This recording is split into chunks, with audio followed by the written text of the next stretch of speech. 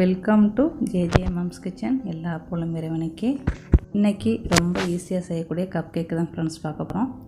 Coffee cup cake நான் அவன்லேயும் சொல்லி கொடுத்துருக்குறேன். நம்ம அவன் இல்லாதவங்க அடுப்பில் எப்படி செய்யணும் அதுவும் நான் சொல்லி கட்டியிருக்கிறேன். கண்டிப்பாக மிஸ் பண்ணாமல் கடைசி வரைக்கும் பாருங்கள். அதுக்கு முன்னாடி நம்ம சேனல் இது வரைக்கும் சப்ஸ்கிரைப் பண்ணிட்டால் சப்ஸ்கிரைப் பண்ணி பக்கத்தில் இருக்கிற மணி பெல் ஐக்கானை கிளிக் பண்ணிக்கிறேங்க. இப்போ அவங்க வீடியோவுக்கு போய் பார்ப்போம். வெதுவெதுப்பான பால் எடுத்துக்கிறேங்க. எடுத்துகிட்டு ஒரு ஸ்பூனு பெரிய ஸ்பூனில் இன்ஸ்டன்ட் காஃபி பவுடர் போடுங்க. உங்கள் வீட்டில் என்ன காஃபி பவுடர் இருக்கோ அதை போடுங்க. நான் இன்ஸ்டண்ட்டாக இருக்கணும், என்ன நேமாக இருந்தாலும் பரவாயில்ல. அப்புறம் எதில் கேக்கு மாவு போட்டு அடிக்க போகிறீங்களோ அதை எடுத்துக்கிறேங்க. அப்புறம் 1/4 கப்பு பட்ரு இல்லை மஜரின் இல்லைன்னா எண்ணெய், உங்கள்கிட்ட எண்ணெய் இருக்கோ அதில் 1/4 கப்பு எடுத்துக்கிறேங்க. இந்த கிளாஸில் தான் நம்ம மாவு சீனி பால் எல்லாமே அளக்க போகிறோம். அதே கிளாஸில் 1/2 கப்பு தூள் பண்ண சீனி எடுத்துக்கிறேங்க. அதுவே கேக்குக்கு போடுற சீனி கஸ்டர்ட் சீனியாக இருந்துச்சுன்னா நீங்கள் தூள் பண்ண வேண்டியதில்லை. அப்புறம் நெஸ்காஃபி மில்க் கலந்து வச்சுருக்கோம், அதை போடுங்க. அதை போட்டு இந்த கரண்ட் மிஷின் இருந்தால் இதில் சுற்றுங்க, இல்லைன்னா கைட்டு அடிச்சுக்கிறோங்க ஃப்ரெண்ட்ஸ்.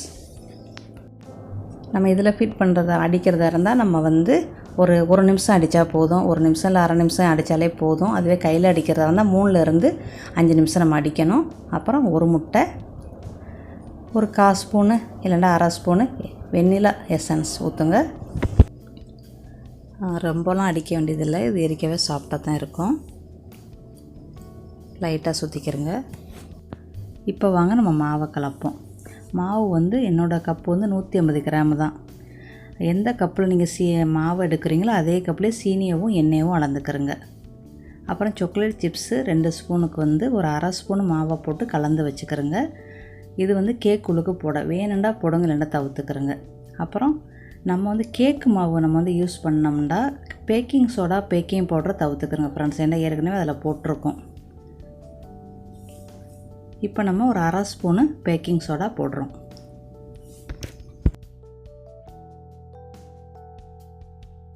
அப்புறம் ஒரு பிஞ்ச் உப்பு போடுங்க, அதையும் போட்டு சலிச்சுக்கிறங்க. இதுக்குள்ளே அளவு எப்படின்னா 1 கப்பு மாவுக்கு 1/2 கப்பு தூள் சீனி, 1/2 கப்பு பால், 1/4 கப்பு எண்ணெய் இல்லைன்னா பட்டர், ஒரு முட்டை, 1 ஸ்பூனு காஃபி பவுடர், இவ்வளோ தான் அளவு.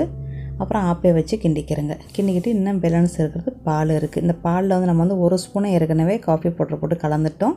மீதம் உள்ள பாலை நம்ம கொஞ்சம் கொஞ்சமாக ஊற்றி கிண்டணும். திடீர்னு உங்களுக்கு கொஞ்சம் தண்ணியாக போயிடுச்சு, பால் எக்ஸ்ட்ரா போயிடுச்சுன்னா ஒன்றும் பிரச்சனை இல்லை. 1 ஸ்பூன்லேருந்து 2 ஸ்பூனு மாவு கேக்கு மாவு போட்டுக்கிறங்க. பாலை ஃபுல்லாக ஊற்றாமல் கொஞ்சம் கொஞ்சமாக ஊற்றி கிண்டுங்க. அப்போ தான் நம்மளுக்கு இந்த அளவு தெரியும். திடீர்னு தனியாக போச்சுட்டா மறுபடியும் நம்ம மாவு வேறு மிக்ஸ் பண்ண வேண்டியது வரும். அதனால் பாலை பார்த்து ஊற்றுங்க.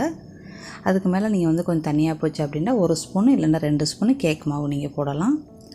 அப்புறம் நம்ம மிக்ஸ் பண்ணி வச்சுருக்கிற சாக்லேட் சிப்ஸ் மாவோட மிக்ஸ் பண்ணி வச்சுருக்கோம்ல அதை போடுங்க. இது கரையாமல் இருக்கிறதுக்கு, அது கொஞ்சம் அப்படியே ஜூஸியாக இருக்கிறதுக்காண்டி நம்ம மாவில் மிக்ஸ் பண்ணியிருக்கிறோம். அப்புறம் பால், மீதம் உள்ள பாலையும் போட்டு கிண்டிடுங்க. அப்புறம் நம்மளுக்கு நல்லா கிண்டி விட்டு நீங்கள் பாருங்கள், நம்மளுக்கு கரெக்டான கேக்கோட இது வந்துருச்சு. அவ்வளோதான். இப்போ நம்ம மாவு ரெடி பண்ணிட்டோம்.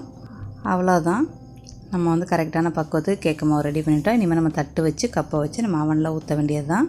மொத்தம் நம்மளுக்கு இந்த மாதிரி அளவுண்டு பார்த்தா 9 கேக் வந்துச்சு, கப் கேக்கு ஃப்ரெண்ட்ஸ். எல்லா கப்பையும் வச்சு ஒரு 1/4 ஆப்பை ஊற்றுங்க. அந்த எந்த ஆப்பையில் ஊற்றுறீங்களோ பார்த்துக்கிறங்க. நீங்கள் ஒரு 1/2 கப்பு இல்லை 3/4 கப்பு, 1/2 கப்புக்கும் 3/4 கப்புக்கும் இடப்பட்டதாக ஊற்றுங்க. இது கொஞ்சமாக மாவு போட்டு கலந்து சலித்து வச்சுருக்கிறேன். இது எங்கள் அக்கா சொன்ன டிப்ஸ். எங்கள் அக்காவும் சொன்னாங்க, என் ஃப்ரெண்டும் சொன்னாங்க. இது எதுக்குண்டா, அது சாக்லேட் சிப்ஸ் எப்போவுமே நம்மளுக்கு உள்ளுக்குள்ளே ஓடிடும், இல்லைன்னா மேலே வச்சாலும் நம்மளுக்கு கரைஞ்சி கீழே ஓடிடும். அதனால் இப்படி மாவை கலந்து வச்சோம்னா நம்மளுக்கு கரையாது அப்படின்னு சொன்னாங்க. அந்த டிப்ஸை தான் இப்போ நான் ஃபாலோ பண்ணியிருக்கிறேன் ஃப்ரெண்ட்ஸ். உங்களுக்கு யூஸ்ஃபுல்லாக இருந்தால் நீங்கள் இந்த மாதிரி செஞ்சுக்கிறங்க. அவ்வளோதான், நம்ம இனிமேல் அவனில் வச்சிட வேண்டியது தான். எல்லாமே நான் 3/4 கப்பு தான் ஊற்றிருக்கிறேன். அவனில் 5 நிமிஷத்துக்கு முன்னாடியே அவனை தட்டி விட்ருங்க. தட்டி விட்டு ஒரு 15 நிமிஷம் அவனில் பேக்கிங் பண்ணுங்கள் ஃப்ரெண்ட்ஸ். நம்மளுக்கு கேக்கு ரெடி ஆயிரும். மொத்த கணக்குன்னு பார்த்தா 20 நிமிஷம் வைங்க போதும்.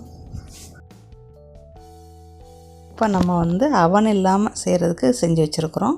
இது 25 நிமிஷம் நம்மளுக்கு குக் ஆகணும். நம்ம அடுப்பில் லோவில் வச்சுருங்க. கீழே ஒரு கம்பியை போட்டு மேலே தட்டில் வைங்க. இது 25 நிமிஷம் நம்ம பார்ப்போம். இப்போ நம்மளுக்கு அவனில் வச்சது 15 நிமிஷத்தில் சூப்பராக ரெடி ஆயிடுச்சு பாருங்கள் ஃப்ரெண்ட்ஸ். இப்போ வாங்க நம்ம எடுப்போம்.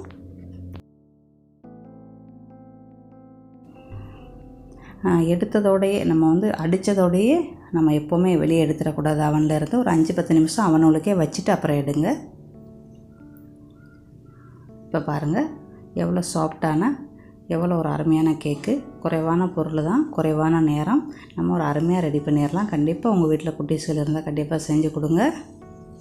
எவ்வளோ சாஃப்டாக இருக்குன்னு பார்த்தீங்களா? கண்டிப்பாக இந்த அளவு மெண்டை நீங்களும் ஃபாலோ பண்ணுங்கள். நீங்களும் ஒரு அருமையான கப் கேக் செய்யலாம். இப்போ வாங்க நம்ம அடுப்பில் உள்ளதும் பாருங்கள் அழகாக வெந்துருச்சு. ஆனால் இது வேகிறதுக்கு நம்மளுக்கு வந்து 25 நிமிஷம் ஆச்சு. இந்த கப்பு வந்து கொஞ்சம் பெருசு.